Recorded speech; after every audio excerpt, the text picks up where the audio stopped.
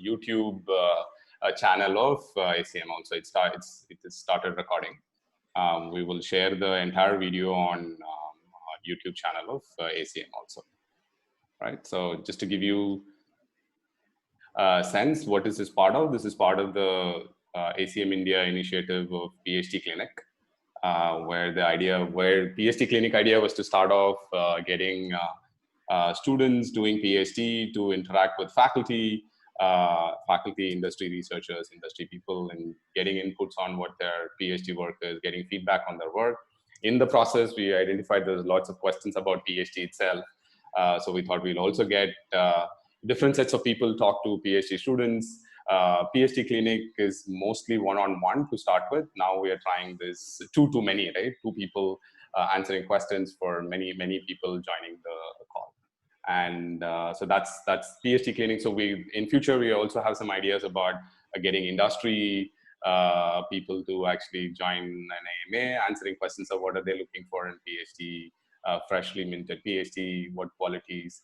We're also exploring this idea of PhD. So ACM also has this PhD dissertation award. In the last 4 or 5 years, people who have gotten the dissertation awards, we are planning to get them on an AMA and answer questions about how to write winning dissertation and things like that. So that's the broader idea for this whole PhD Clinic. And the URL for the ACM website is there, india.acm.org/research. And there's also a mailing list that we have created for PhD students in computing, which is a link at the bottom, bit.ly PhD Clinic list join. That's basically a mailing list of students working on computing in India to start with. Yeah, right. So today's session, amazing to kickstart many of this. The PhD Clinic has been around for about 2.5 months. Yesterday only we finished actually 50 PhD Clinic sessions. So we got 50 students, interacted with 50 students, and got them to interact with faculty, industry folks. So today we are doing this first session on AMA with Professor Balaraman Ravindran and Professor Madhavan Mukund. I don't think so they need a lot of introduction. Professor in computer science and professor in computer science at IIT Madras and professor of computer science at Chennai Mathematical Institute, prolific research background, and the reference to or connection to this so to say AMA's interactions with PhD students. I went to Professor Ravi's website last night and I looked at current PhD students, I think counted like 14 or 15. I don't know how often the page is updated, but it had like 14, 15 students listed there. So I was like, perfect. It's very current. It is very current. Yeah. So therefore it's yeah. It's 12 now, right, Ravi? It's become 12 now. I think it's 14 now. Yeah, it was 12 last year. And 14 now. Yeah. No, after Chai it'll be 15 and so on. So no. No PhD students for the next 3 years. Yeah.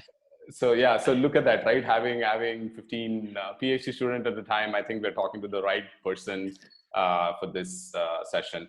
And if you're going to actually talk about the session and you want to talk Professor Ravi, tag Professor Ravi on Twitter, that is his Twitter handle, and he's also very active. I'm sure he'll be happy to share, answer questions, or do some things on social media with you also if that is necessary.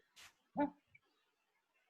So that's me in case, so somewhere in between, trying to moderate this discussion that are about. So we sent out these emails, we got some questions, we have curated some questions to start with. We'll go over some questions. I think as we discussed earlier, 3 of us, the questions are much harder in terms of actually answering it in 1 hour, giving you insights into just talking about, oh, how do I do a good PhD? I think one of the questions was that.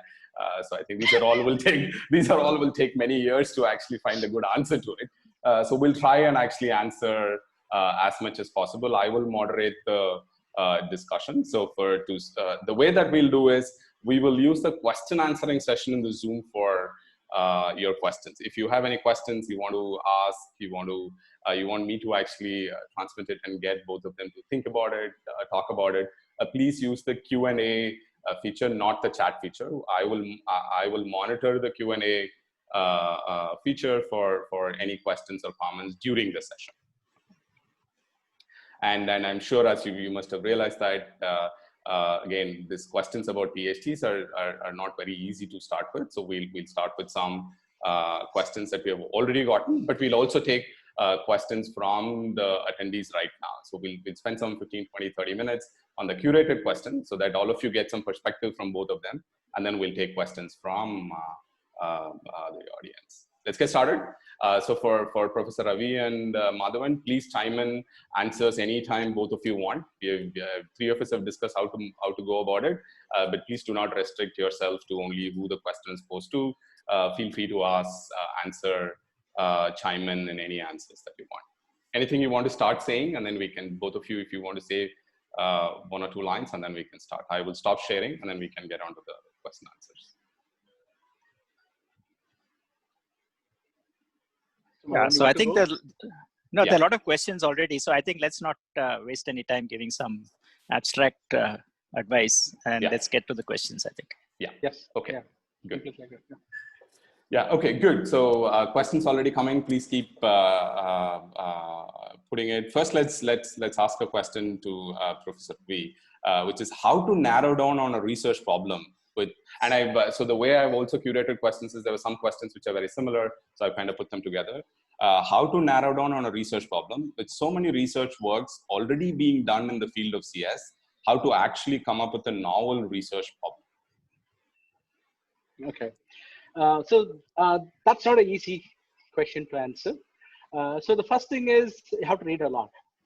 Right, and true story. The first year I started grad school, I ended up reading something like 140 papers in year one, and that sounds like a lot. Till you start breaking it down into like a weekly basis, so it's like basically like reading 3 papers a week. And there were some weeks when I goofed off, so that's why I ended up with 140. So you read a lot. I mean, that's one of the things that you have to do. So PK, I'm audible? Yeah, you're perfect. Yeah, very much, very much. Yeah. Okay, right. So, and the other thing is, this is why you don't do PhD on your own, and you have a guide, right? So it's almost, it's very hard, right? I wouldn't say impossible, but it's very hard for somebody who's entering a field, afresh, to read the papers and then to actually recognize what is a useful problem to solve and what is not a useful problem to solve. And this is where your guide plays a huge role. Right. So you have to have a lot of discussions with your advisor, with the senior people in the group, right? And thanks to social media, you can actually go out and have discussions with random strangers who you think are doing interesting work in your area. You can just ping them. In fact, I have found that many of my students, are interacting with people all around the world, and I land up in a conference and some guy just comes up and says, "Oh, hi, your student asked me to say hi to you at the conference." I wait, wow. Okay, so the point is, you have to network. I hope he meets. But student meets I me hope all he the meets time. you But also. The student meets me all the time. But then this is like somebody else. Oh, you're that guy's guide, and I wanted to say hi. Just to say that the point here is you should network a lot, right? So you should talk to people. Just sitting in a like a yogi posture and then meditating on the research areas is not going to get you to understand the field, right? But really, the guide is going to play a major role. Right? So I don't know. Madhavan, you want to add something to that? Yeah, I strongly support that. So I think that this is really the role of the guide is to guide. I mean, I think we lose track of this fact. People think of it more like an administrative position or somebody who monitors you and gives you a signature when you need it. But I think the whole point is that, this maturity, this comes with maturity. This question really requires research maturity. And if you're coming new to a field, you don't have that maturity to know what is important, what is unimportant.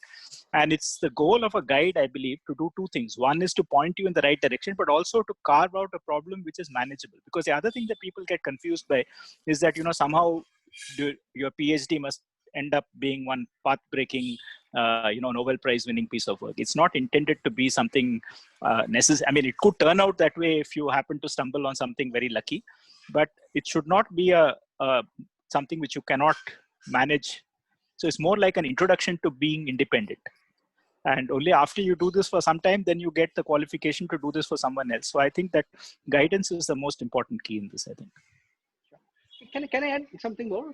So Yeah. this is, I remember, I mean, what Madhavan said reminded me of a piece of advice my PhD advisor gave me. Remember that your PhD problem is not the last problem that you're solving in your life, but your first. So Exactly. it doesn't Yeah. have to be the be all and end all problem that you are solving, but Yeah. it's your first problem that you're solving. So you should always keep that in mind. Yeah. Sure. Okay, cool. So let's just take one of the questions. I think we should probably interject the questions that are coming now so that the audience also feel happy about their question answered. So this question is, how can we keep a check on the progress, or say progress is good for PhD? I think this question is also there in our curated list, but how do we keep track of, am I making good progress? Am I making progress at all to start with? Yeah. So these are all, I mean, I don't think there's a one size fits all answer. Of course, people do get stuck. It depends on the type of work you're doing also. I think that if you're doing something which is more experimental, in the sense you're working with data and you're trying out some, you're running code and you're trying to get results, it's a little easier to measure progress because you have some checkpoints saying, I was able to do this, or this is taking too long, I tried something else. And but if you're a more theoretical kind of researcher where you're trying to validate some new approach or prove something new or do something, then you could be stuck for a long time, seemingly not making progress. And I think you have to figure it out. There again, I think it's important that you're not doing this on your own, but you're discussing with somebody, either your advisor or a group of colleagues or somebody, so that very often, what happens is that you end up, if you're stuck somewhere, you end up trying to figure out why you're stuck. And probably you find an alternative problem which you're stuck at. I mean, you're stuck at this because this nobody knows how to do. So then you might as well attack that as your first priority rather than the original problem. So this is a luxury we have when we are doing PhD, and as opposed to industry research, which is that we can change the problem, right? If we can't solve the problem A because we are stuck, then we can switch over to the problem that we are stuck on. And if it is a good enough problem, that itself will be worth solving. So I think that's something that, so I don't think that it's, you can measure it in terms, obviously if you're stuck, you're not going to publish anything. So I don't think we should measure it in terms of these objective things like, are you getting conference papers or not? It's rather whether you think that you have achieved something. I mean, if you achieve something, automatically some publication or something will come out of it. But I think you need to talk to people if you're stuck and try to understand, why you are stuck and where other approaches might work, and move out of that thing. Because if you get stuck for too long, it may be very demoralizing, and then you get, everything goes into a tailspin. So that's a very common thing. So don't be isolated. I think that's the only advice I would give. Talk to people. They will tell you whether you're making progress or not. Right. So that's the. Professor, anything to add? Yes. I completely agree with what Madhavan said. In fact, I went through a period during my PhD. Personally, I can tell you that I was stuck for about a year and a half, really thinking that I'm not making any progress. And it was really talking to my guide that got me through those years. Right. So it's like, he said, no, you're moving in the right direction, and so that kind of support that you would need, and so it's progress is hard to measure. But I have one piece of advice that I would like to give. Right, this is something that has stood me in good stead. Maintain a very, very detailed research notebook. Right? I mean, notebook because we are old people. Whatever you do, right? Maintain a very, very detailed research notes. Do it online, whatever. Everything that you do in a week, right? So categorize it. I mean, did you read papers? Did you run experiments? Did you try to prove something? Where did it get stuck? So make very, very detailed records of everything that you're doing. And even if you don't have a paper at the end of it, you have this reassurance that you have done a lot of work. And the second thing it really helps you is not reinvent some of the things that you thought of during the early days of your PhD. Right? So that really happens quite often. So you had some brilliant idea in the beginning, but you don't have enough context. So you drop it and you go on and do something else. And then you come back and then you go through the whole process again because you don't have the notes to fall back on. Right? So it helps in multiple ways, keeping this very detailed research notebook, but also in this measuring progress sense. And I really strongly encourage you not to measure your progress in terms of how many papers I have produced per month or something. So that's a very dangerous metric to go to. Yeah. So for the audience, I think some of you are posing questions. Those questions are getting answered directly or indirectly in some ways. So please keep a watch on the answers and the questions that we're discussing. The next question is relevant to some question that one or two people have already asked, which is, what is the best way to do literature review? Madhavan, you want to take that? And then Yeah, so to this elaborate, to elaborate on yeah. what other, I'm doing the verbatim of whatever questions were posed. More explanation was given was how does one identify when the literature survey is complete in a fast moving, evolving field? It feels like a never ending process. Does an incremental work done on an existing area count as a good way to start the research? Yeah, so I think this is related to the first question which Ravi answered, which is about finding a research problem. I think that both require a lot of reading. And I think we have a misguided idea in some of the, at least some of the committees which I have been in of students from other universities, that there is a, it's like a assembly line, you do a literature survey, you find a problem, you do something. And what I even find most amazing is that, people define a problem statement and then do a literature survey, which I find even more amazing, because the problem should come out of the literature survey and not the other way around. So I think that there is no shortcut. And I think that computer science being a very young field, I think we have this misguided idea that we can know everything, right? But already I think computer science has gone beyond that. And if you certainly ask somebody, I would say if you ask somebody in a more established field like physics or mathematics and ask them, have you done a complete research survey? They just laugh at you, I think. So I don't think that this notion of a complete literature survey ever exists, and you can never stop reading. And you should always keep your mind open. As I said, when you're reading something, somebody might have said, this is an interesting paper, and then you read it and you see it refers to something else, which maybe that person did not tell you about. So I think you should have a little bit of flexibility. And of course, you don't read everything that comes your way, because then you'll be reading forever. But you should be able to quickly look at something and decide whether this is relevant or not. And I think you need to keep doing this. I don't think there is a point where you have to make the switch from reading to doing. But it doesn't mean you stop reading, right? It's not like phase 1 is reading and phase 2 is doing. It's a interleaved process. And as you're working, as we said, discussed in the previous question, you may get stuck, and then you might have to read some more to find out what other people are doing in related areas. Or somebody might give you a pointer saying this might work, that might work. So I don't think that this notion of a well-defined literature survey ending, I think should not be viewed that way. I think it's an ongoing part of research, not just PhD, but onwards. I mean, if you stop reading, then you stop doing research automatically. I mean, you need to keep your mind fresh by reading new things. Yeah. Professor Ravi? Yeah, and I have one thing to add. So, I mean, I completely agree with Madhavan's philosophy, but I guess some people might benefit from a procedural description of how to do a literature survey. Yeah. So actually, I was going to come to that. Pawan seems to be asking, oh, if both of you were researchers now, what would you do? So that's more prescriptive question, I guess. So let's go ahead. Yeah. So. So the more classical answer to the prescriptive way is to say that, okay, you start off with certain papers that people point you to, and so on and so forth, and then you read literature like a graph, like you are navigating on a graph. You start on the node, you look at the papers that are pointing to it, and then look at the papers that are cited by this, right? So you basically use any of the citation indices that are out there, give this paper in and say, okay, give me all the papers that cite this. So that way you're moving forward in time from what you read. And then you can also look at the references of this paper and then go backward in time, right? So that is the way you look at it. It's just more like navigating a graph. Okay? There is the older, the more classical way of reading papers. And the more recent thing, use Twitter. Right? Twitter is a great tool for finding relevant papers. In fact, I have been finding very interesting papers recently. And in fact, I pointed it out to some of my colleagues and they were really amazed because it is spot on. That is exactly what they were looking for and they were not aware of it. And somebody had tweeted about it. And there are some very nice Twitter handles which actually tweet about, the recent papers in a specific area. Right? So that way it will just keep popping up to the top of your pile. And there are people who curate archive submissions and then tweet about it, saying that, okay, this was submitted to archive today, this was submitted to archive today, and things like that. And there's this deep.ai account that also tweets a lot on some of the more recent tools.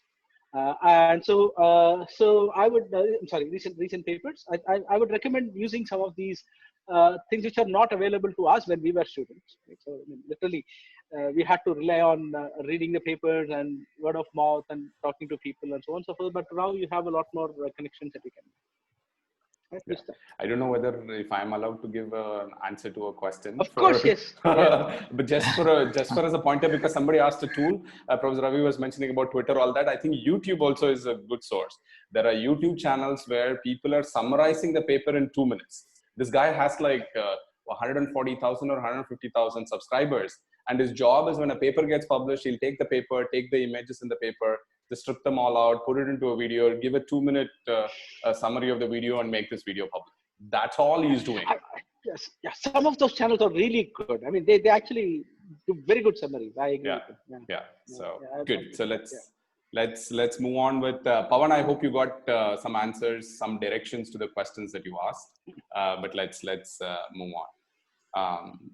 Yeah. So here is a interesting question, I guess. It says how to convert a general problem. I'm assuming this general problem meaning problem that we see around us into a research problem.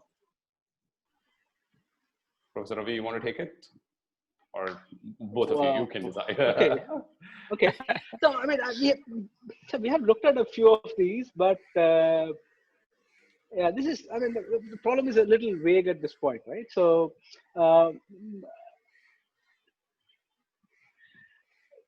so at least in India, if I look around, right, many of the societal problems that you are going to see around you, right, are not necessarily things that are amenable to academic research. They are more amenable things that you're going to see around you are more applied research is what you need. I mean, you really have a need, and then you have to go after it. And so only when you start trying to put a solution in place, you will start, feeling gaps. Okay, I can make do with this particular tool, but that's not doing exactly what I want.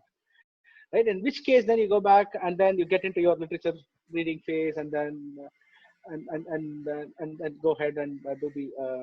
So, for example, one of the things that we looked at was we wanted to look at counting cars on the road, right? Using cameras, right? And then we figured out that the existing methods work, but they don't work well for Indian conditions.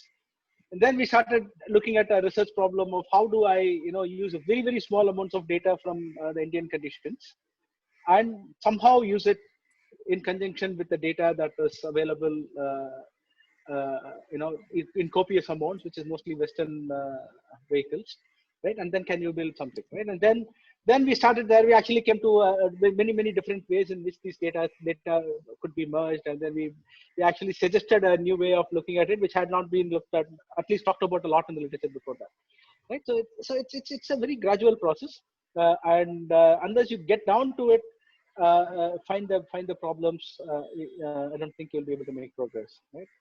And I'm not sure if that's exactly what the question was asking, but if you're asking, okay, looking at the societal problems around me, how do I convert that to a research problem?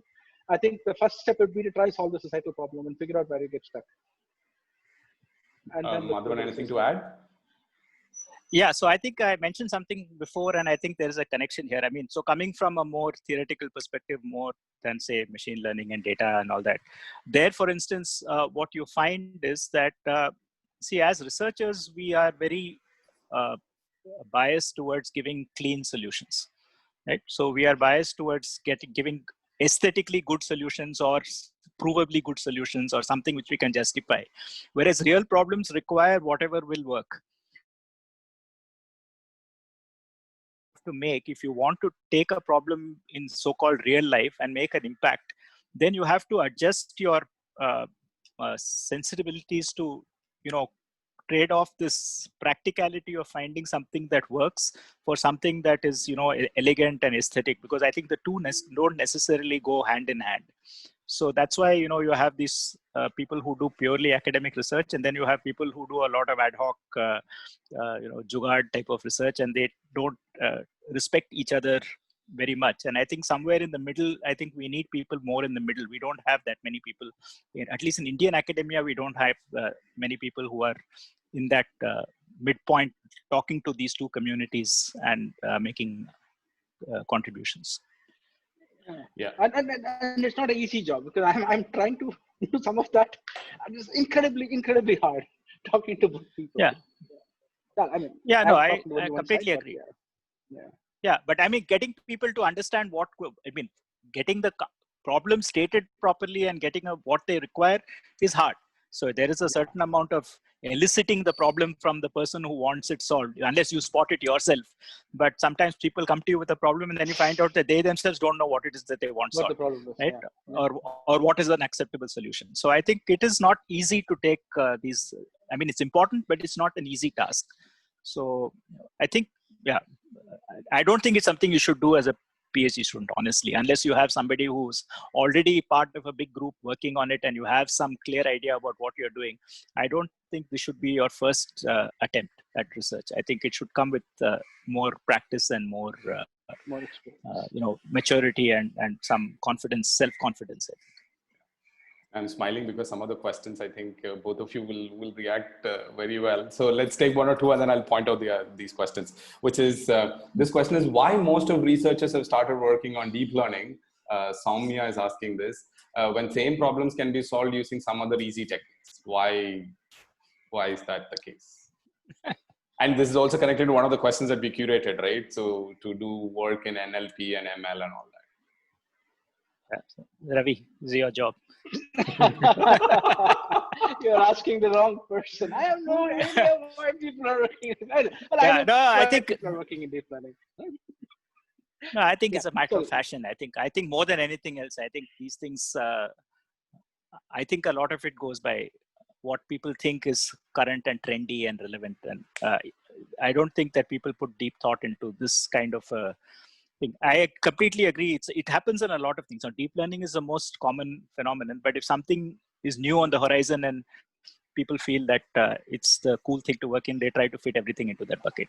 I don't think there's anything more profound than that. I mean, if you look at the machine learning community itself, right? So there was a time in the late 90s, everything had to be, kernel methods, right? You put a kernel in front of anything that you have. We have kernel k-means, kernel PCA, everything you put a kernel in front of it.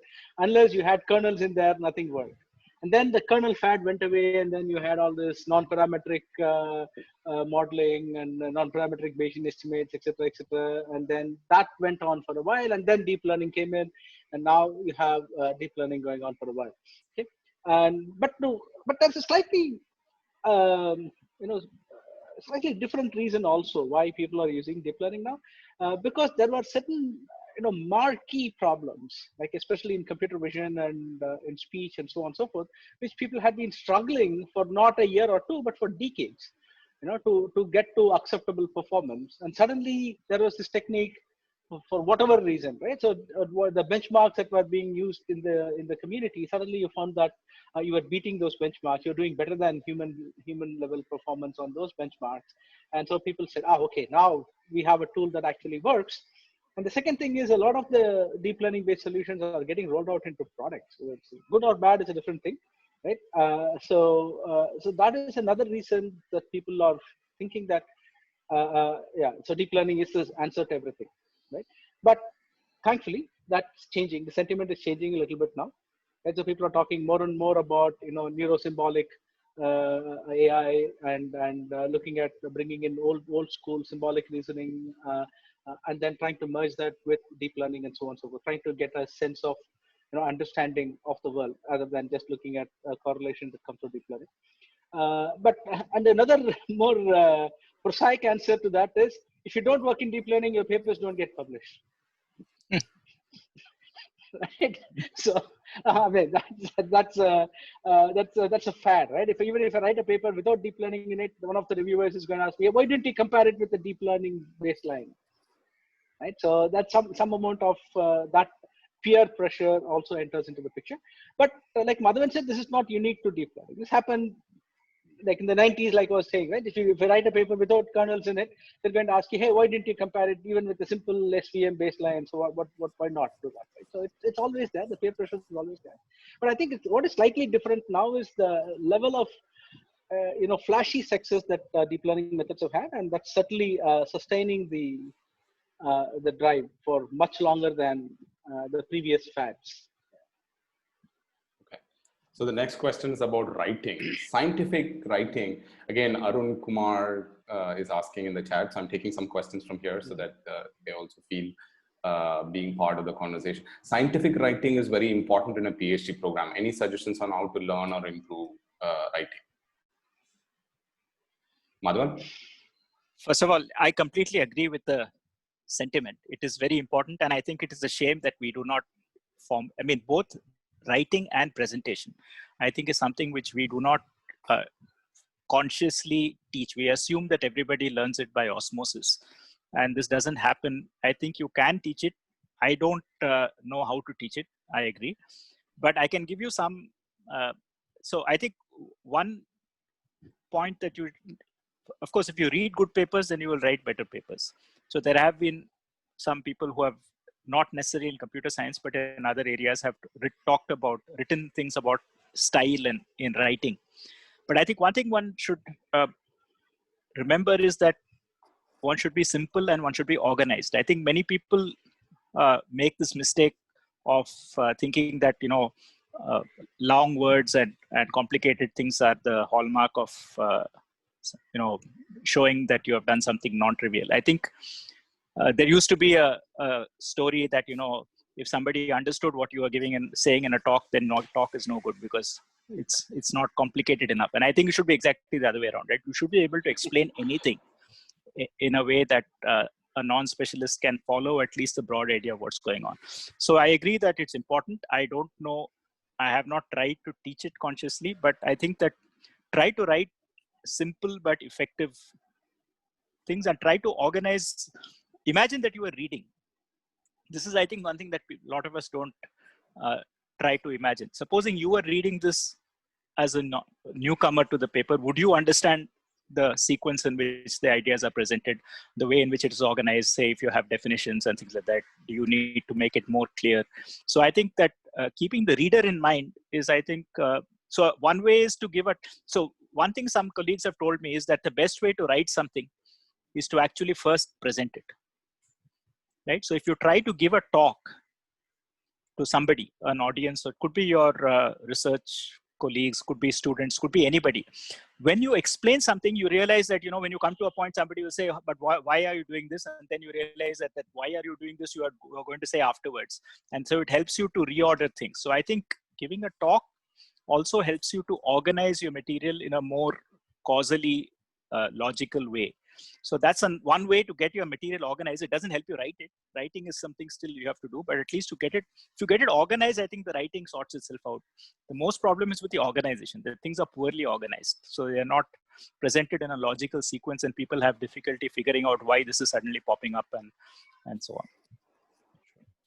Sure. So let's take one or two questions on. Please. I like that something.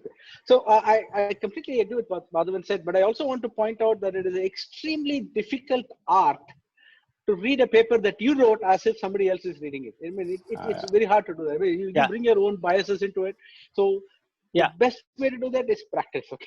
So, and another thing. That's why I'm saying that, So that's why instead of reading it, I think you present it to somebody without going to the effort of writing it, then at least you get the sequence of ideas ordered better. I think that helps. Yeah, but then that's another thing. The other thing which I tell my students, right? Let the paper not be the first piece of scientific writing that you attempt. Right? Write every week. Write summaries of what you do. I try to make it in a way that is explainable. Right? So at the end of your first semester, you should have produced like 25 pieces of document like this. Right? And that automatically gives you enough practice. So because you're going to write this and share it with somebody else in the lab, they're going to read it and say, "Oh, I don't make head or tail out of what you do." Right? So that is so writing comes only through practice. Right? Yeah. So you should make it a routine. I mean, writing should not be a chore.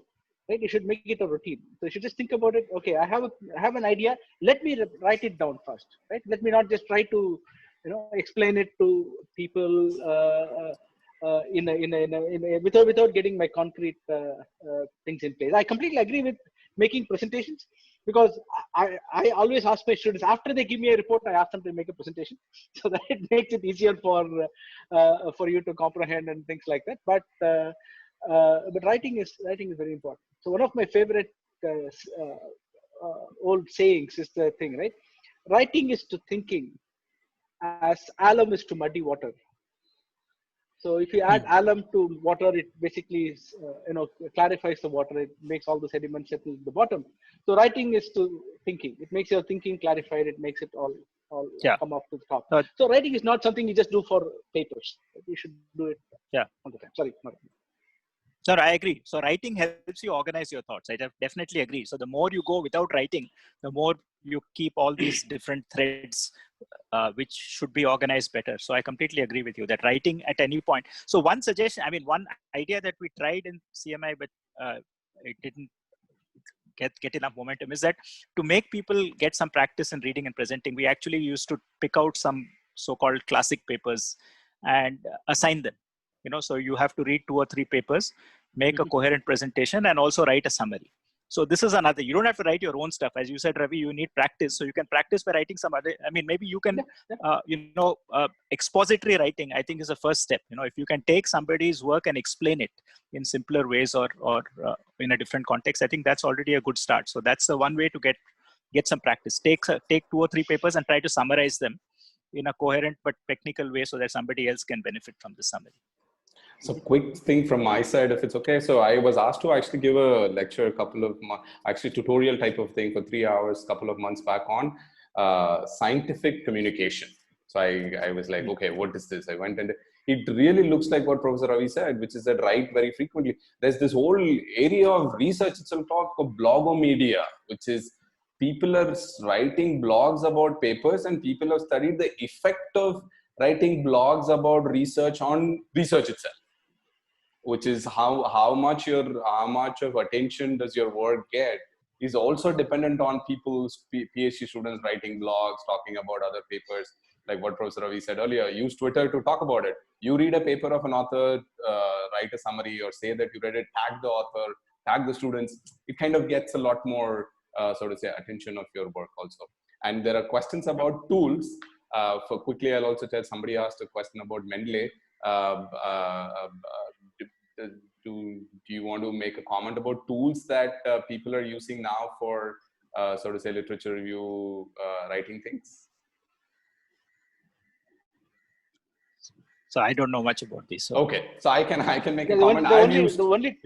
The only tool that we use is Mendeley in our lab. Yeah. So Yeah. I think it's really fantastic, and they have actually added a lot of new features to it now. So I think it's it's a really cool thing. I mean, but you are the boss. Yeah, please go ahead. Yeah. So I used it during, I think, during my PhD life, but now I think Mendeley has huge amount of great features. It's like a social network now. Essentially, it's like a social. Exactly. You can read somebody else's paper. You can create a team group of people who are working on that paper. Share your notes of the paper. Have a discussion there. All of that goes on in Mendeley right now. So I think Mendeley, I will highly recommend people to actually explore Mendeley and see how it can be used for yourself. But I think let's move on with questions. So this is two interesting questions, which is being a direct PhD student straight from BTech, how should I start and prepare? Follow-up question to somebody else is asked is that being a working professional, what are the things that I should do? So I think these are two probably different sets of people, but please go on. How do I prepare myself? One, I'm a BTech student straight into PhD. Another, I'm a working professional getting into PhD. Yeah, so the first question I would ask for both of the people should ask themselves, why are they doing a PhD? I think so this is something I think that will clarify some of the thoughts, right? So are you doing a PhD because it's there to be done? I mean, in the sense that, I don't know what else to do, so I'm doing a PhD. Or is it because you are fundamentally interested in some particular topic or some aspect of thing and you want to really... So I think the thing that people should understand is that a PhD is not I mean, we get questions, okay, so CMI admissions committee will get questions like, how many years does it take to do a PhD, right?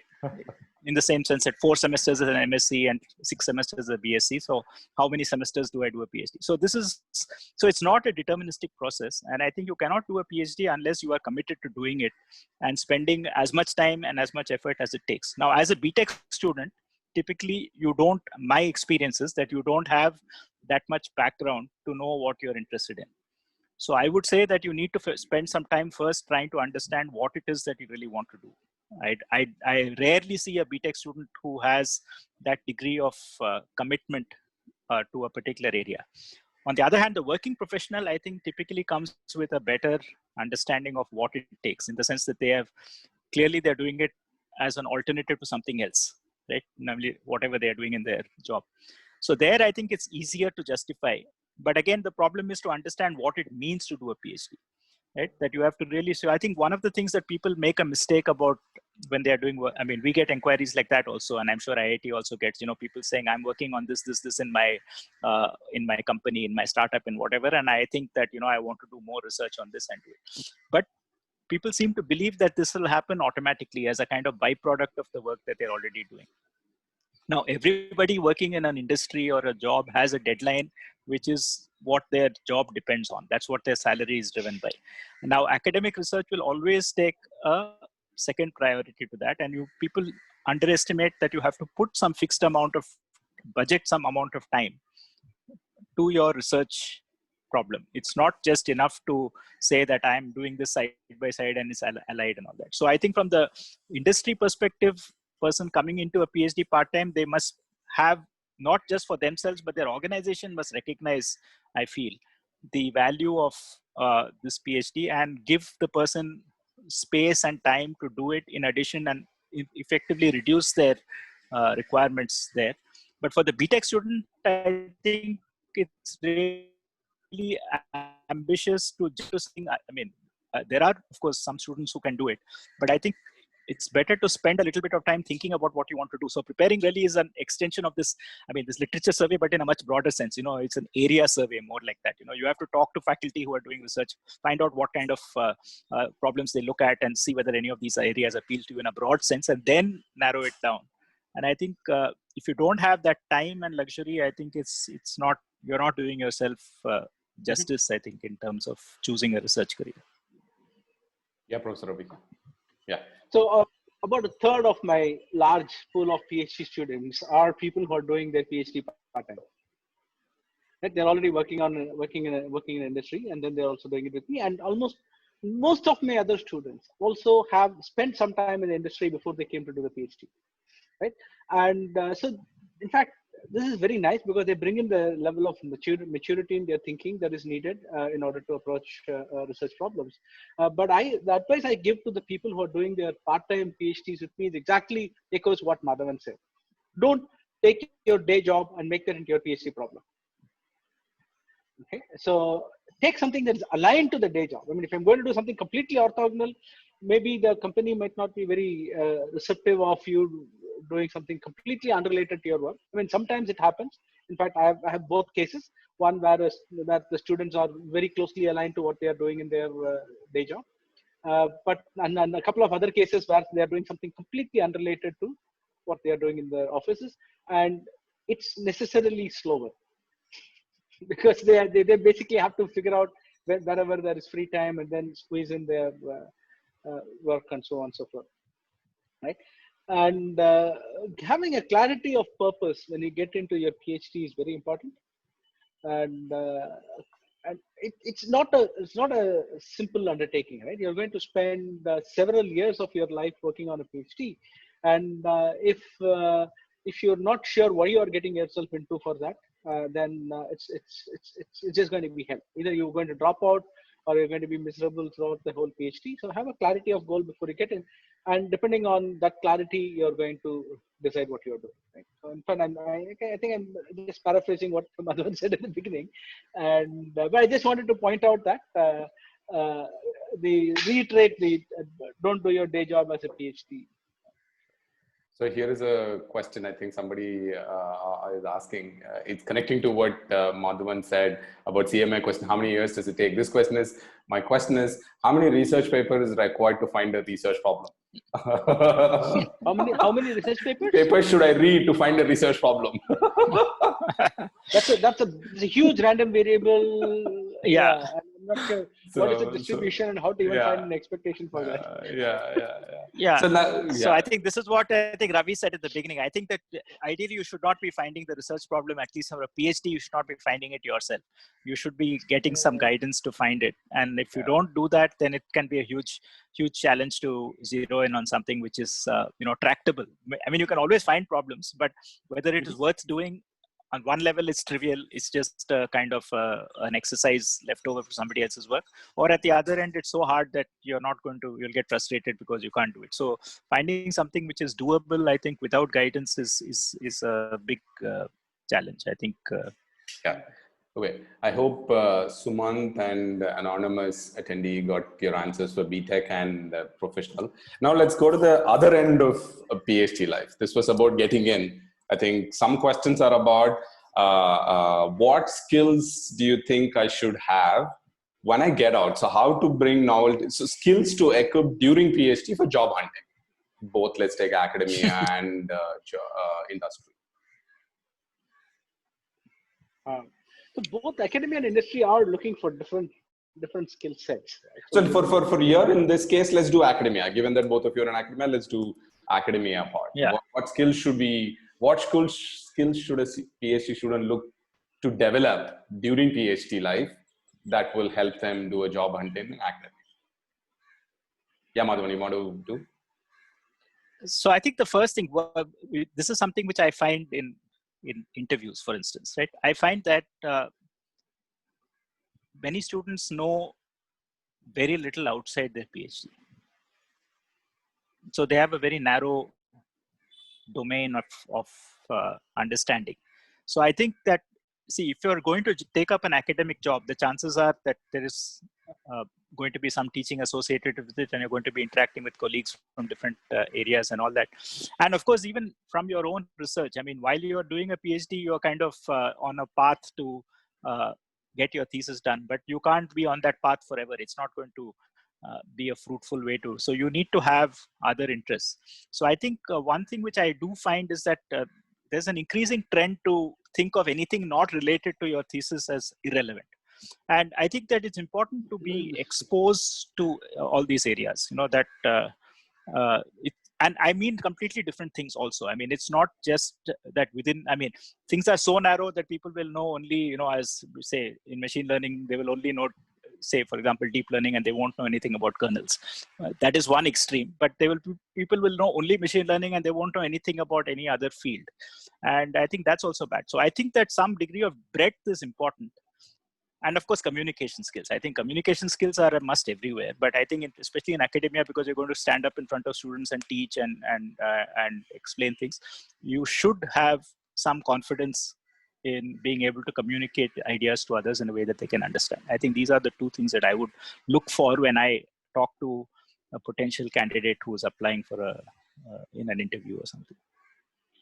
So I would say there are a couple of more like skills in your tool belt that you should have. Right. So one thing which I would say, the ability to rapidly read a paper. Right. This is something that you build up through your PhD time. Right. Otherwise, you sit with the paper and read it from first line to the last line, read the abstract, everything. Right. So I mean, after some time, you should be able to read the abstract, read the introduction, read the conclusion, and then make a decision as to whether you're going to read the middle of the paper. Right. So that is the kind of skill that you need to develop so that you can stay on top of what is happening. Otherwise it's going to become very hard. So that is one. And the second thing, which is, I mean, this is irrespective of whether you're going for academic or a industry career. The second thing is the ability to, you know, figure out what is a sizable research problem. Right? What's the right size research problem? Right? That is again hard. Something that you will not develop if you work only on one problem during a PhD, because that is probably sized for you by your advisor. But you should know if it is, I mean, you should be able to recognize, is it too trivial or is it too hard to solve, and is it the right amount of abstraction and all of these, right? To do the problem formulation correctly.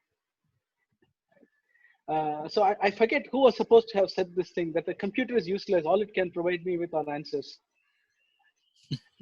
Because you need somebody else to ask the question, right? So yeah. So identifying the right way to pose the research problem, right, is another skill that you should develop during a PhD. And these are things that are harder to develop once you have another job that you're going to be doing. So make sure that you spend time working on these as well. So one comment to the audience, I think there's lots of questions about what is the, so to say, best group in software engineering in India. I'm not too sure whether this AMA, where we can answer all that. I think some of these questions, if you want specifically answers, write to at least one of us, we can try and find, if you know the answer, or get somebody who knows the answer to give it to you. This is about doing PhD and the process of PhD, skills, all of that. So specific questions, and there are some specific questions about also breast cancer research in India, all of that. So I don't know, both of you, would you be able to say which is a research group in sort of say breast cancer in India or software engineering in India? So I want to keep those very specific questions about your area of work. So there are also questions about, I'm using this method for this paper. Is this the best method? So I think those are the things that probably you should have. You should come to PhD clinic, which is where I think those questions will be answered. Looking at what you're doing, looking at the mentor probably will ask you to share the screen and show what you're doing, and then we can answer. For people who don't know about PhD clinic, I'll also mention it again, details when we wrap up. Okay. Yeah. So how to minimize? So next question is about how to minimize the time required to write papers so that we can spend more time on learning and reading. So I don't know. So I'll leave it for you to. The way to minimize time spent on writing a paper is to have actually written a lot before that. Yeah. So that when you come to writing the paper, you have all the practice. Yeah. Right. I mean, I have a collaborator who writes full papers in 6 hours. Right. I mean, the work and everything will be there, and then he'll just sit down and say, "Okay, just leave me alone." And you come back after 6 hours, he'll have the paper. It's amazing working with it. He does not have this writer's block. That's a phenomenon that people have, right? I mean, you can wake him up. You can wake him up in the middle of the night and tell him, "Hey, we have this deadline. We completely messed up. Can you write these 6 paragraphs for us?" He'll just go, "Okay." And then, like, amazing pieces of text, right? It's not like something crappy. I mean, this is like a skill that you build by writing like 100 papers or something, right? So, also, it just shouldn't be. Please go on. Please go on. Yeah. I'm done. Madhavan. Yeah. But I think this goes back to what we said earlier, right? That if you have organized your work and you have, one thing is of course practicing writing, but if you have arranged your material in a logical thing, it's much faster to write it. So if you know what you're saying, it's much faster to write it. So if you're done your research properly, I'd be faster than otherwise. Yeah, and again, a more prosaic advice, there is no shortcut to practice writing. Maintain a BibTeX file of all the papers that you have read, right? So, and anyway, the software will only include those that you cite. That's okay. You can have a humongous. By the time I graduated, I had a BibTeX file that had almost 500 entries in it, and no paper of mine cited 500 entries. Doesn't matter. Just keep it ready so they don't have to worry about it. Those kinds of mundane things. Yeah. There's also a nice question, which is come from the meaning again for attendees. If you want to, many of you are choosing to put the anonymous attendee to post the question. I think it will be nice to put your name. I can also refer to you by name. The conversation can be more personal. But this says, what are the bare minimum skills needed to defend the thesis successfully? First, to write a good one first.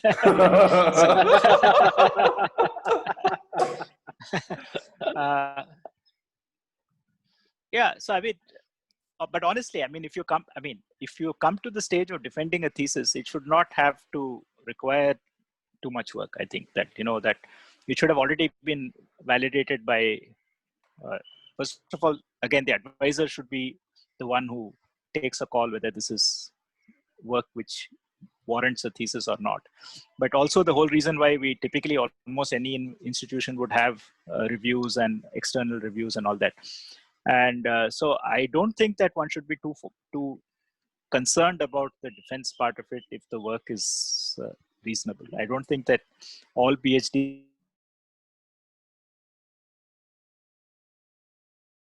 competent piece of research and it has been done with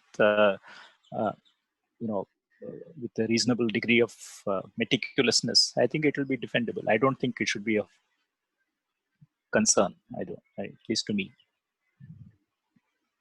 Yeah, you should be able to communicate whatever you have done. Right? It's like giving a talk. It's like giving a talk. Exactly. Yeah, it's just like giving a talk, trying to explain, and you should be able to anticipate the fact that, of course, this is another thing, right? That the person who's asking the questions is typically somebody who has some expertise in your area and probably comes from a slightly different background. So they were likely to ask questions which are, which to you might seem unrelated or irrelevant, but you must be able to have the poise to politely, sidestep the question or, divert it to something it's like, answer every question and write an essay about the cow that ate the grass. So you must be able to do that, right? So convert any question into your favorite answer, and distract the examiner from pointless directions. That's about the only thing. But that's not usually I don't think that, at least my experience is that examiners are not vicious. They are not trying to make, unless they feel that the student has not understood something, in which case they will try to pointedly ask questions about that. So if you are prepared and if you know what you have done, I think it should not be an issue. Very nice question actually connected to this is that when you get a request for a PhD thesis review, this is one that we curated. What would you look for in the synopsis before agreeing to review it? Professor Ravi? It's been a while since I looked at the synopsis to make this decision. I usually look at my calendar. I thought you're going to be saying that who sends it. It is dependent on the person sending it. No, it depends on whether I have time to do the review. But jokes apart, so what do we look for from the synopsis, right? We look at whether the student has done sufficient amount of work in terms of, the evidence that is presented in the synopsis, and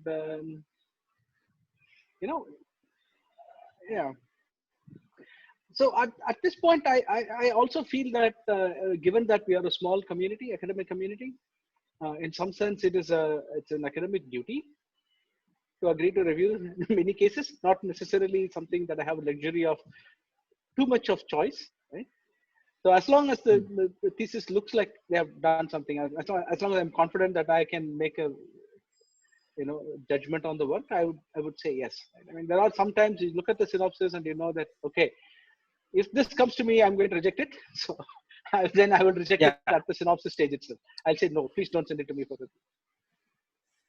Yeah, I would echo that. So basically, the only time when I would say no to a thesis are two things, as Ravi said, if I genuinely don't have the time. But more importantly, if I feel that, the work is, to me, not acceptable, and I don't think anybody wants to write a report which says this work is not acceptable and reject it. So I think it's very awkward because that person is obviously, it's not like you submit a paper and I reject it, you have put in maybe a few months of work and you can go back and you can fix it. But if you have spent 3 or 4 years doing something and then I say, no, go back and spend another 2 years, it's very hard.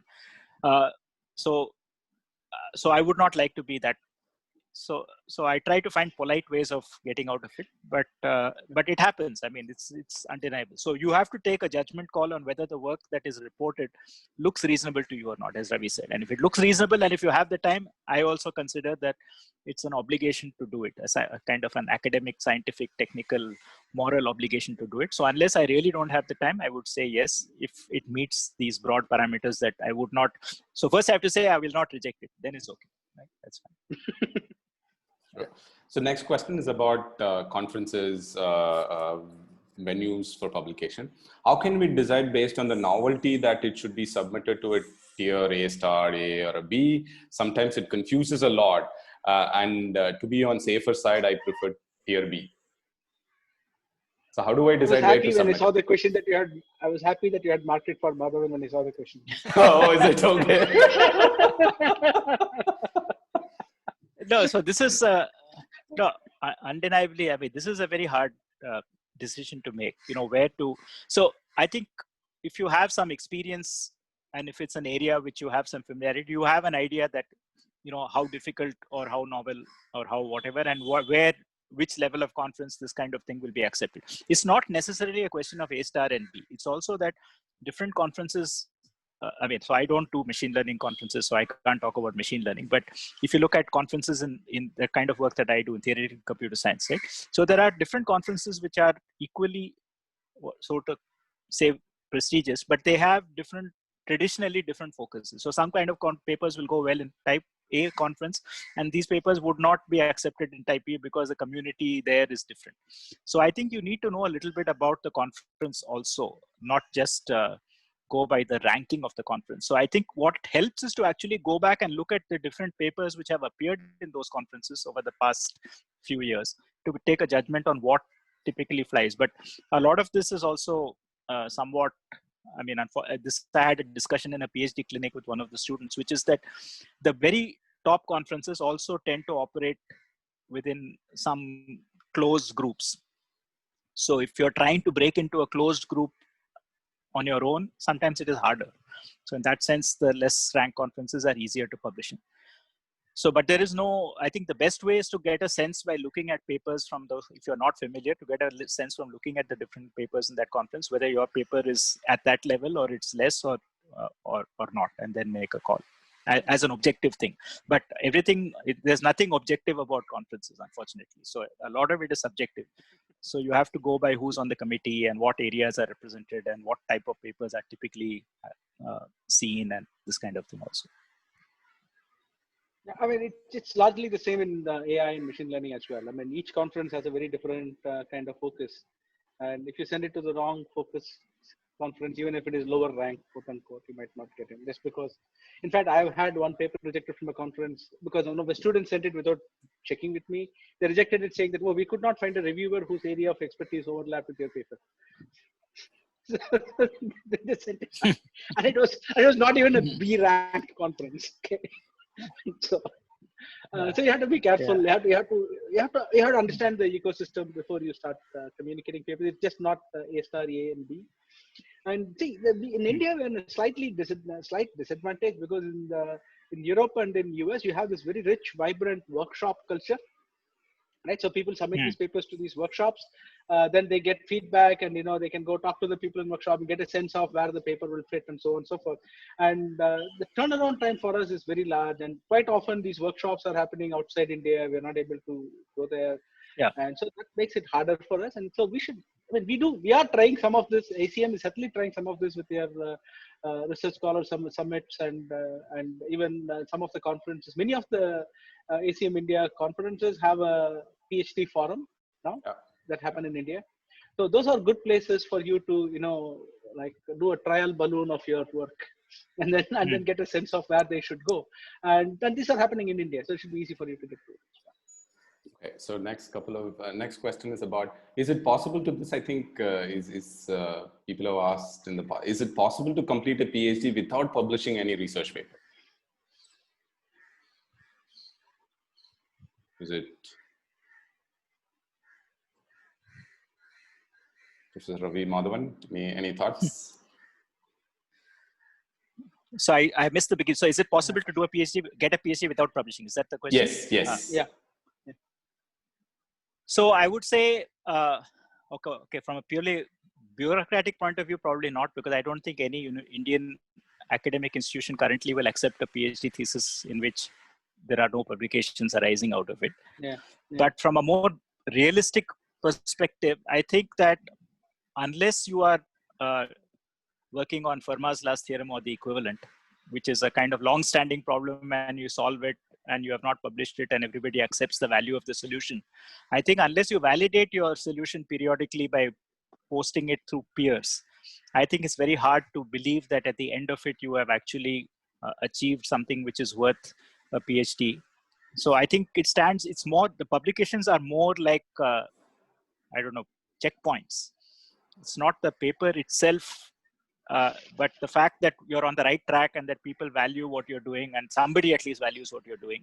I mean, it need not be a big, but among the community that you're addressing, there is some validation that what you're doing makes sense. So from that point of view, I think publication is a good way. So earlier somebody had asked about, when you're stuck and when you're not stuck. So this is a different question, right? So you're not stuck, but is what you're doing worth doing? So from that perspective, I think having publications gives you some sense of where you stand in the community, whether what you're doing makes sense or not. Yeah, I have nothing Okay. to add. I mean, so next question is about presentation skills. How do politely divert a question while presenting a paper? What are some tips? So one way is to say, very good question. I'll have to think about it. So I'll do that. I've done that now, right? So I'll have to think about it.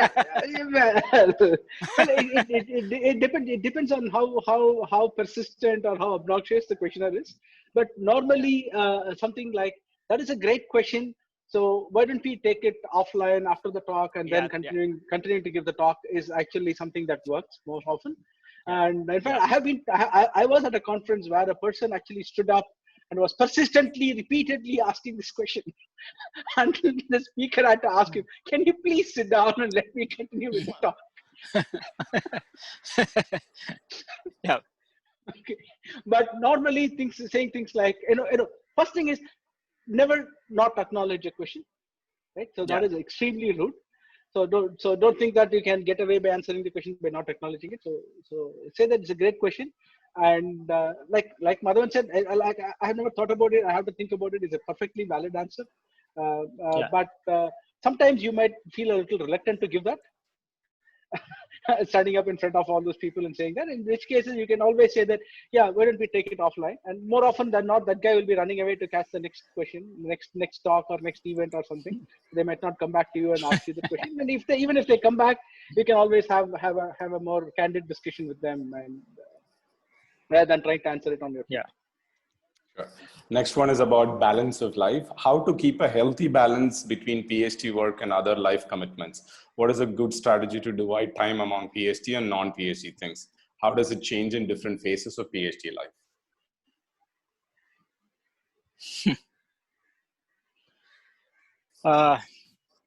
Ravi. Tough question. Well, PhD life and balance don't usually go together, but I think we should also try and do a session like this for faculty. And I think this person will be Yeah. super appropriate for a faculty session. Yeah. Yes. But no, I agree. I mean, so it's typically the Indian and possibly it's a more Asian mentality. I've seen European students and the US students have a much better balance, right, in between what they do in during the PhD and what they do outside it. And I think it's partly a social issue as well. So because in India, if I tell people, okay, stop what you're doing and Saturday, Sunday, you just have to spend time, have fun, right? It just doesn't work. In fact, I've seen that quite.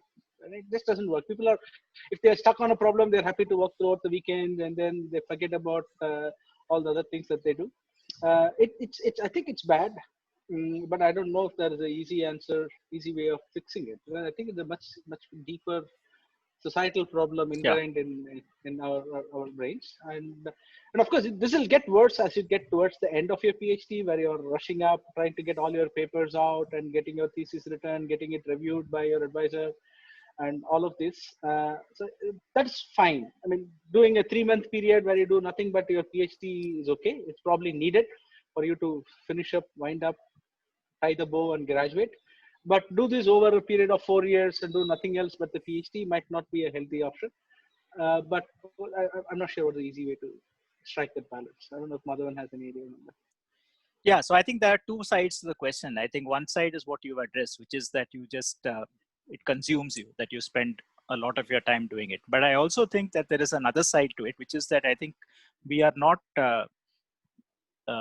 disciplined about how we use our time. So I think there's a tendency in academics and especially at a PhD student level to believe that you can work at any time. And therefore, you don't tend to assign time for your work specifically. So you might go out in the afternoon to watch a movie saying that I'll work at night and so on. But I think if you maintain a kind of a schedule where you say these are the times when I will definitely work and these are the times when I will definitely not work, I think it helps. I'm finding this problem right now in this pandemic time, right? In the sense that I always am overcommitted, but sitting at home where I don't have this. See, if you stay on a campus like Ravi does, then you have this division between work and home is less, right? I stay 20 kilometers away from. Yeah, So I would also say kilometers non-existential. No, so I think it makes a huge difference to me that I stay 20 kilometers away from my campus. So there is a home and there is a campus, right? And if I'm at home, I will be doing things like catching up on email and my own work, but I will not be discussing with people normally. But that normally has gone, right? So now so today, I mean, fortunately I have one meeting canceled, but otherwise I had a meeting at 9 o'clock. I had a meeting at 10:30. I had a meeting at 12:30. I had a meeting now. I have a meeting at 6 and there was supposed to be a meeting at 9 p.m. And this is something that would not happen if I was going to campus.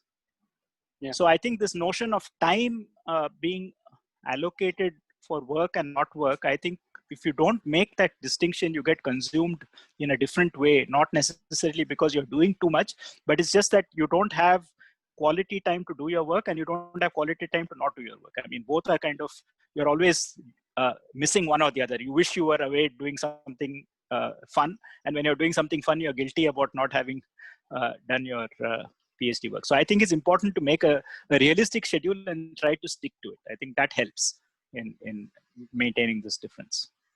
Sure. Anything, Professor Ravi, from your side? So PK, were you making notes? Yeah. Yes, I was. So for us, we live in the campus, so there's no difference, I guess. So for some people who are actually repeatedly asking about questions, I think some students are asking about working with both of you, interacting with both of you. I'm going to avoid that part, saying that if students who are interested in asking those questions to both the professors, please write to them. I think it's best. Because I think some questions are about how do I work with you? I want to do a short-term internship with you. Can I come and visit you? All that. I would request the audience, please write to them and explore the opportunities. Kopal has a question saying, recently I've got an invitation for being a reviewer at a conference. Should I accept it? I mean, for a PhD student, is it legit? Why not? Yeah. I think if you have expertise in the area and you can make an informed, but I think that going back to something Ravi said earlier about answering questions during a talk, I think as a reviewer, as a PhD student, I think it's easy to be very harsh on papers. So I think this is the other way around. I think it's not that whether you're legit or not, but you tend to make very strong judgments. So I think if you are reviewing for the first time, I think you should be a little bit careful about how you phrase your comments about the paper. That's the only thing I would advise. But I think it's very good if you get such an opportunity, because I think these are ways to find out. Also, it also gives you a learning experience as to how papers look before they appear in the final form, right? So I think that's yeah. Okay. Yeah, I mean, so it's perfectly legit, and there's also another the community equation here, because the number of people who write papers has become really, really large, especially in machine learning, and so we are struggling to find reviewers. You can't say that. So that's another issue to it, and that's one of the reasons you are finding that more and more PhD students are getting directly invited to be reviewers, as opposed to their faculty passing on the papers to them. Which always happens, but then the faculty then does a final sanity check on whether the reviews are good or bad, and then passes it on to the committee. But right now, even that is not going to happen, because the faculty is going to be reviewing 10 papers. You're going to be reviewing another few by yourself. So, but I think it's perfectly valid to accept, and like Madhavan said, it gives you an idea of how others also go about shaping their thoughts. Right? You shouldn't feel like, oh, I write a bad paper if you get rejected. Now you know exactly how papers are written as well. Yeah. So these are quick questions. I think this has come repeatedly, a couple of them, which is one is how can I download quality papers without being a member of Scopus, IEEE, ACM, all that? Is there a suggestion for that?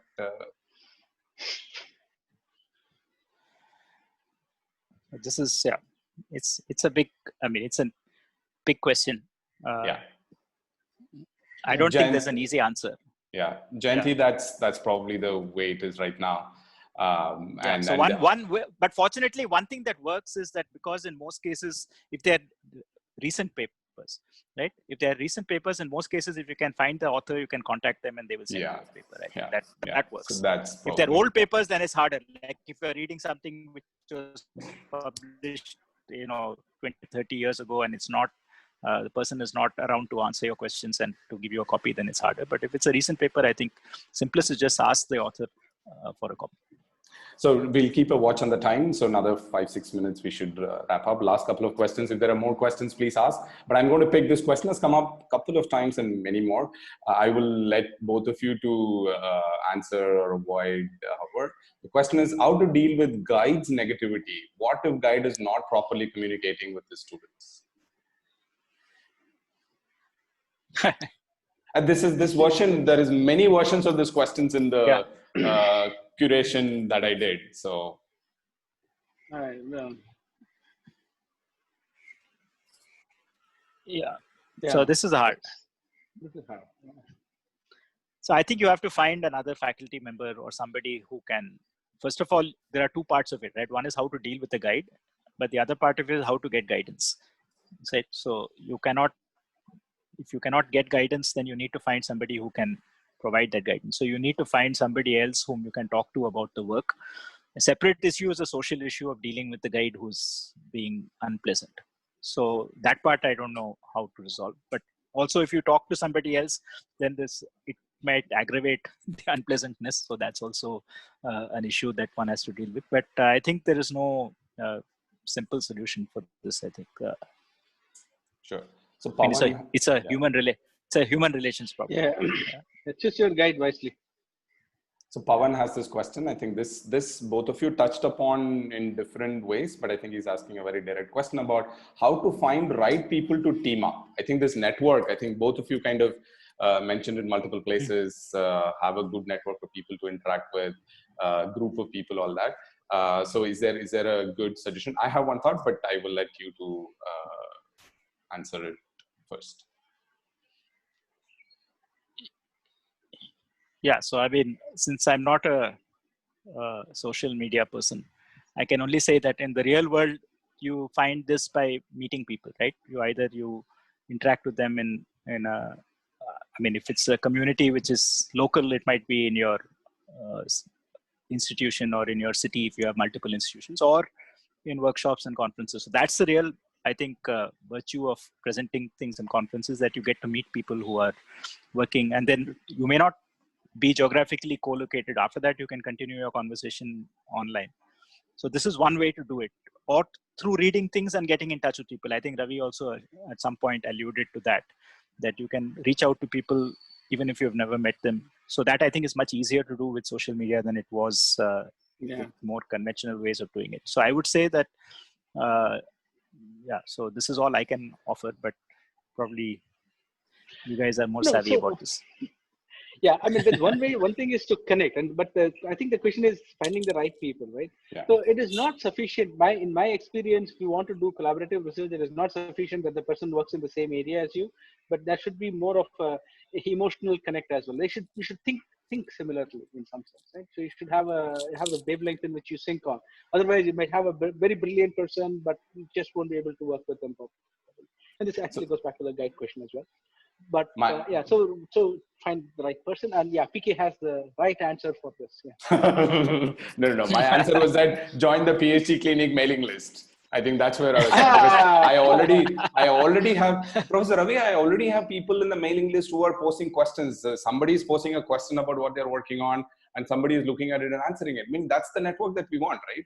So it's something more that we can do. I mean, I think the PhD clinic is a great idea. And one of the things which I feel is we do these IRIS events, right? ACM India does this IRIS event. After that, it vanishes, right? Is there a way that, the IRIS events can just be a culmination of like a year-round interaction among students, PhD students in India? It's not like we have a huge community, and we need to do everything possible to make it. Professor Ravi, when I proposed this idea of having this AMA, that's what first reaction was. So it looks like a mini. Now the renamed is called ARCS. It's not IRIS anymore. It's called ARCS. Yeah. Right. Which is what I kind of said also. Look, we need to have this every month. So my plan is to keep this every month, so that it will somehow culminate to ARCS, where many of these discussions can probably happen full physical.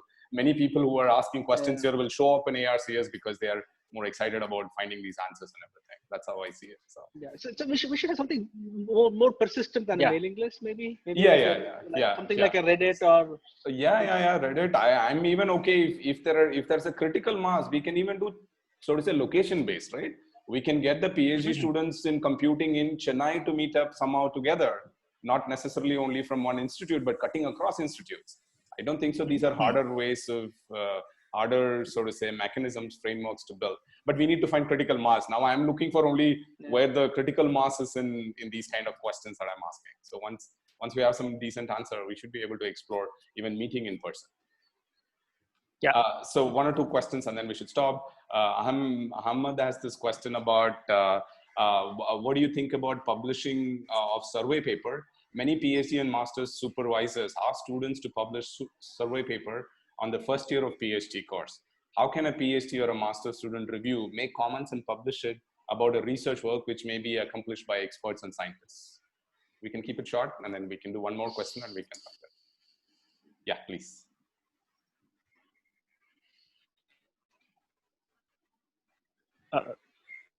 And I have seen Okay. this among of these doctoral committees which I've been on, and I agree that I don't think that this is a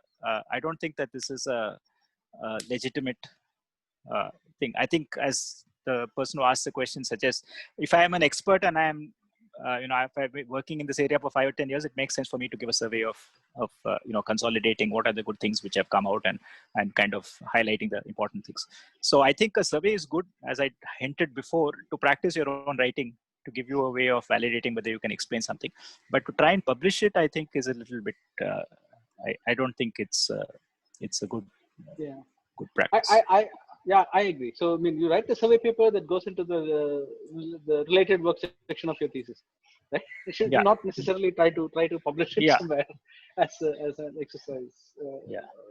But so I also agree with what the point that Ahmed is making. Many of the universities that I have been, many of the PhD committees that I have gone and sat in, it's almost expected. It's the first checkbox that you have to tick as a first milestone in your PhD is getting the survey paper out, and it's a mindset. It's been very hard to fight. I mean, it's like all pervading. I'm not talking just about in one region or anything. It's everywhere. They think, oh, first thing, have you not written a survey paper yet? In fact, some of my PhD students get asked this question. So you've not started your PhD, you've not written your survey paper yet. Yeah. Okay. So this question is more specific, I think, towards the engineering side of PhD. I guess I'm also trying to understand the question, but let me read it. Which is novelty in computer science, major index paper. Novelty is measured mostly in accuracy, precision, like statistical parameters. Why don't we give importance to the implementation aspects, which is at least the student has written CPU utilization, memory, speed, etc. in a research problem? We can keep this as a last question. They're just publishing in the wrong venues. Right? Yeah, so if you publish in, exactly. There are enough venues that worry about CPU cycles and power, and you can even measure the efficiency of algorithms in BTU if you want. I mean, there are venues for that, right? You're looking at pure AI venues or machine learning venues, and those guys are only worried about algorithmic the accuracies and things like that. They're not really worried about the implementation aspect of it. But if you look at the architecture side of things, that's certainly a rich literature out there. Yeah, I think there are also industry track papers also sometimes. Yeah. Okay. Any final thoughts from both of you? I'll do a picture also while you're making your final thoughts. No, I think it's clear. I think that everybody has different problems. I think one thing to understand is that each PhD student has his or her own problems, which are sometimes peculiar to themselves. But it's good that in a forum like this, people come to recognize that other people also have the same problem. Now, I don't think that it's easy to give a one-size-fits-all solution to these problems. But I think if we accept that these problems are there, and then we talk amongst ourselves, also amongst faculty and other people who organize PhD programs in other institutions, hopefully we will be able to address them. So I think it's very important to have. I'm very glad that you're doing this kind of thing, PK, because I think it's very important to have this kind of a sharing session on both sides to clear the air a bit. Yeah, so thank you for that. Yeah. And thank you for the questions. They're very nice questions. Yeah. So again, Vicky, thank you for organizing this and ACM India as well.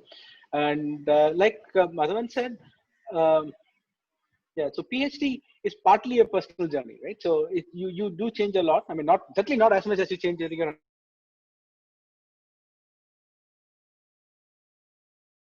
taken lightly, and there are a lot of obstacles. And my real request to all the people who are doing a PhD is try to be part of a community, right? It's not a two-way transaction between you and your advisor, right? The advisor is the most important person in your PhD, but it's not sufficient for you to just interact with advisor. There are going to be challenges otherwise, and forums like this are going to help you understand and overcome this.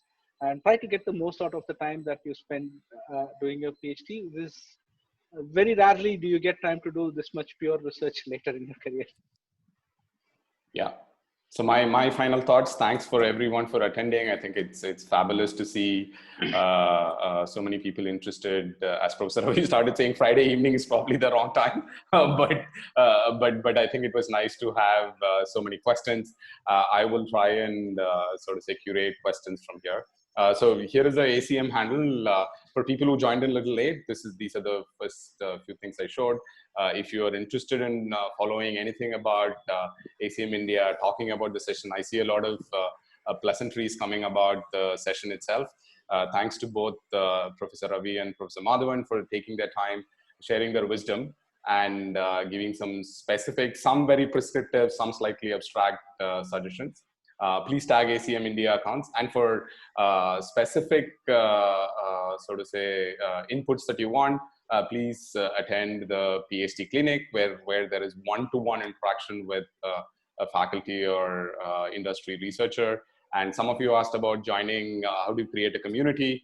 The link at the end is the link for joining a Google Groups, which already has about 275 or 300 people in it, basically PhD students in computing. So it'll be nice for you also to interact with them. Let's see how things go. We're hoping to do these kind of sessions with different, so to say, sets of people, which is next. I think I'm exploring industry. So similarly, we'll have 2 or 3 people from industry saying what are they looking for when they are recruiting PhD, freshly minted PhD. The other one I'm exploring is about freshly finished PhD students talking about getting a job in academia and getting a job in industry. 2 different AMAs. So next 4 or 5 months, I have this every month, third week Friday. I will think about the timing given the feedback from Professor Ravi. But that's the hope. Every Friday, every third week Friday, something should happen for interactions with PhD students. That's the goal. Thanks again for joining. Thanks to both of you. Have a nice weekend to both of you, and have a nice weekend to everybody who's there. Okay. I will stop recording also here. Bye-bye. Thanks. Thank you. Bye.